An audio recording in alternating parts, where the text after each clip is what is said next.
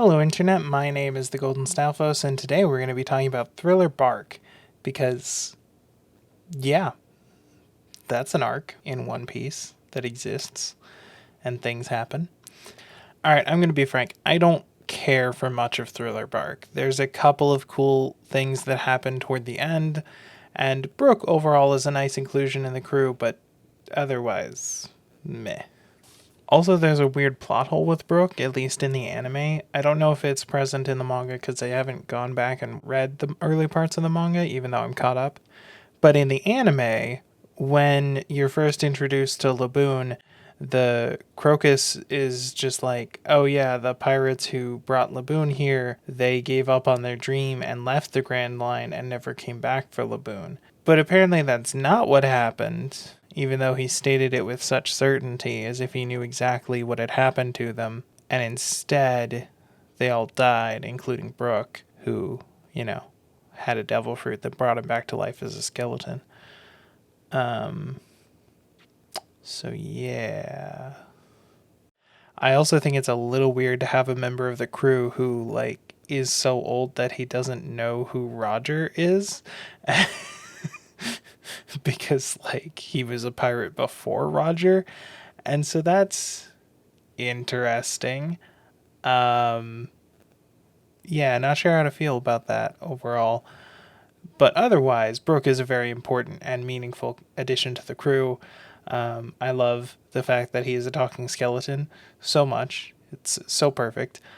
I love the fact that he gets all of his powers are cold powers because he's dead and dead people are cold, and that's brilliant. And also he does soul stuff, and also he's a musician, which is just great.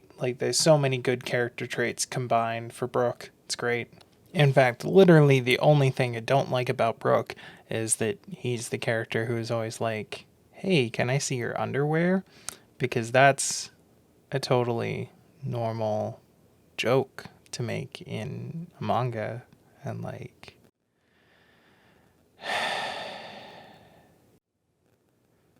granted, Brook is handled a lot more nuanced than the average pervert character, and, it's just a simple joke that doesn't take very long and is over in a single panel, but god damn, is it so fucking not funny. I hate this non-joke joke that every manga artist seems to think is the only thing they can include, haha, this character's a pervert, haha, isn't a joke.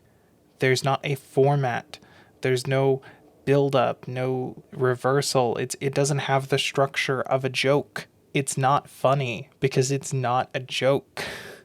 Pointing and laughing is not the same as making a joke. I'm not saying you can't make a joke about a pervert or that involves sex in some way, but that's not what they're doing. They're just pointing and laughing and calling it a joke. And that's not what jokes are. Jokes require effort. And, ugh. But other than that, Brook is a great addition to the crew. He has great chemistry with everyone. He's a cool skeleton guy. It's perfect. It's wonderful. I really love the gag of him fixing all of his injuries by drinking milk. Partially because that's so not how anything works, and partially because it just harkens back to Popeye getting powerful when he eats spinach, and that kind of nutritionist propaganda stuff, which is so weird but so perfectly funny. I love it. I love it. I also really like the fact that Brook can go out and talk to people in the world and they don't just instantly flip out that he's a skeleton, because that's just the kind of place One Piece is. I mean, some characters freak out about the talking skeleton or whatever. For the most part, it's just oh hey, Soul King, what's up? How you doing, bro? It's great. I love it. Oh yeah, he also becomes a rock star, which is brilliant. I love it. Although, come to think of it, the fact that Brook joined the Straw Hats during Thriller Bark, and then, got separated from them in Sabaody, and then just like comes back to them, giving up his successful career as a rock star, is kind of weird. Like, let's be real, it's a little weird that that happened like that, because he basically has, 300 years of time on his own, doing his own thing. Then he meets up with the Straw Hats for like a week, and then they get separated, and he does his own thing for like 2 years. And for some reason, he comes back to them, even though he could just continue being a rock star and presumably has built something of a life in the 2 years that he's been a rock star. So, yeah, that didn't make a whole lot of sense to me, at least, but whatever. Once a crewmate, always a crewmate, I guess. Maybe it has to do with the gratitude he felt for them freeing him from his curse and stuff, but I don't know. His connection to the crew at that point in the story felt a little bit weak because he just hadn't been with them for very long. But this is about Thriller Bark, not about Brooke. And Thriller Bark itself is I mean, there's a cool, like, spooky haunted mansion vibe, and that's kind of fun, I guess. There's a doctor who's, like, really creepy and fucked up, and there's a bunch of zombies, and yeah, I just didn't care for Thriller Bark all that much. I gotta be honest, like, it just isn't my thing. The fact that they beat Gecko Moria is kind of cool, except that it kind of feels like a step back. I mean, like, they beat Crocodile all the fucking way back in Alabasta, and then they beat Eneru, and then they beat CP0, or CP9, not CP0, and even had a brief encounter with an admiral. And to go back to fighting warlords and act like the warlords are a big deal feels weird narratively. I don't know. I mean, the warlords were a big deal when they were first introduced, but then, one of your guys survived a fight with Mihawk before you even got to the Grand Line. And then you beat a warlord during your first arc in the Grand Line. And now here we are 3 arcs later, still fighting a warlord. And sure, Moria is stronger than Crocodile by a lot, but like, so what? You know? And let's be real, the biggest threat of this arc isn't Moria, it's fucking Kumo, who is also a warlord. And like, ugh. However, on that note, while most of Thriller Bark is kind of boring, there are some highlights. I really liked the weird dumb thing where they made Voltron with Frankie. Because it's so dumb. Like, they're just normal people, and instead of like actually using their abilities together, they just latch onto his arms and legs. It's so dumb. Love it. I really liked the sort of combat that had to go on between the entire crew and Oars, especially since Oars was basically behaving like Luffy, and so it was kind of like Luffy versus the Straw Hats, except that he's a giant zombie thing. Overall, that felt really cool and interesting. I like the fact that Luffy used Moria's own abilities to beat the shit out of him. That's cool, you know? I also like the way that giant zombie Mega Luffy thing here looks very similar to Gear 4 and may have inspired it. So that's kind of cool. And I especially like what happens after the battle when Bartholomew Kuma, however the fuck you say his name, when the dog guy shows up and makes everyone his bitch, basically. But I like this moment because what it shows us about the crew. Everyone there is willing to give themselves up to protect Luffy and the rest. But also, Zoro isn't willing to let anyone else take the blame. Like, He and Sanji kind of go back and forth being like, no, I'll do it, no, I'll do it.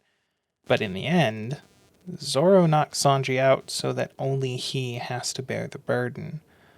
Only he has to take on the pain and the hardship and the sacrifice to keep the crew together and to keep Luffy safe, because that's what he signed up for all the way back in chapter 3 or whatever it was.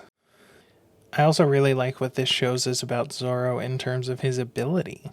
You know, we thought it was impressive and kind of insane for Luffy to take on all of that stress into his body, all of the extra powers that he absorbed in order to fight Moria that were basically killing him. But then we see that Zoro, on top of having fought with Luffy against Moria and having fought against Oars during that whole thing, now is able to take on this same level of torture that Luffy did and stay standing. And like the visual of it, the way it looks in that moment when he takes on the little jolt of pain from Luffy and then says, yeah, I can take 1,000 times more of that. Fuck it. Like, that's insane to me.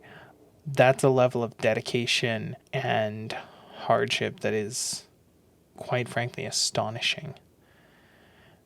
And when people ask him about it in the morning, when Sanji asks him about it, because Sanji didn't see what happened to Zoro, but he was aware of Kumo and he was like trying to stop it. And like when he sees the bloody mess that Zoro is in and asks him what happened, Zoro doesn't say what happened.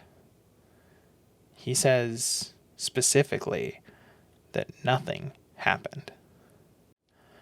Other people have done entire video essays about this moment, but I want to point out from my own perspective that I think this moment really highlights a lot about Zoro's character.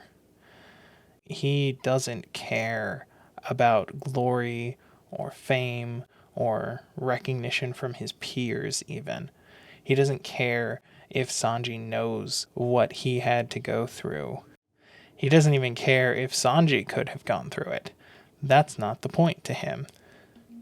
He sees himself as the only one who deserves to bear that burden, who can bear that burden. And he thinks it would be unfair to even mention the burden he bears to others. And I think this, more than anything, highlights the dynamic that Zoro has with the rest of the group. It's often noted that Zoro sleeps when everyone else is awake and worrying about something, because he feels safe letting them handle whatever they can handle. But also because when everyone else is asleep, Zoro is awake, keeping watch and making sure that things continue to function when everyone else is out of it. Because he's that pragmatic, because he understands that they could be attacked at any time, not just when everyone else is awake. And he's literally the only person on the entire crew that understands the concept of sleeping in shifts like this. And he never outright says this to the crew. He never explains why he's always asleep when they're awake, and vice versa, because it doesn't matter.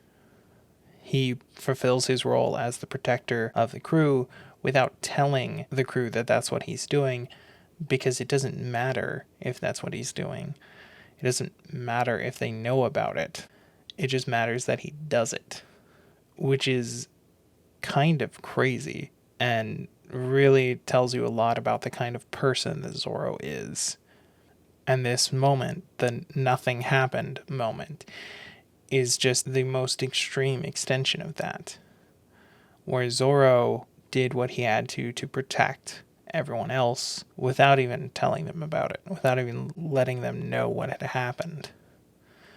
And not only did he do that, but he also stayed awake until all of the other characters woke up. He stood guard even after he had been assaulted like that, even after he was left in a bloody mess. He stood guard because he knew no one else was going to, because everyone else was exhausted from their battles and had fallen asleep. So yeah, a really big moment for Zoro's character, and a really big moment for our understanding of the group dynamic, and kind of the best moment of the arc, really. I suppose it's also worth mentioning that during this arc, Zoro got a new sword to replace the one that he lost on Eni's lobby, and it's a sword from a samurai, and that will become relevant because Oda just like plants seeds 7 arcs in advance and just lets it be for that long before he finally turns it into something relevant. Like, it's insane. So yeah, Thriller Bark has some great moments. It has some good humor. It has a nice little zombie aesthetic. But overall, I don't care for it that much. Basically, the parts of the story I mentioned take up like 2 to 4% of the total arc, and everything else about it is just long and drawn out and uninteresting to sit through, and I got bored through so much of it. So yeah, that's Thriller Bark. Overall, a decent arc with some really great moments and some really boring ones. But yeah, what can you do? And also a lot of setup for the Grand Line. Like, this is the first time we hear about the Charlotte family. And this is where we first get an explanation of what the fuck Beaver cards actually are and how they work.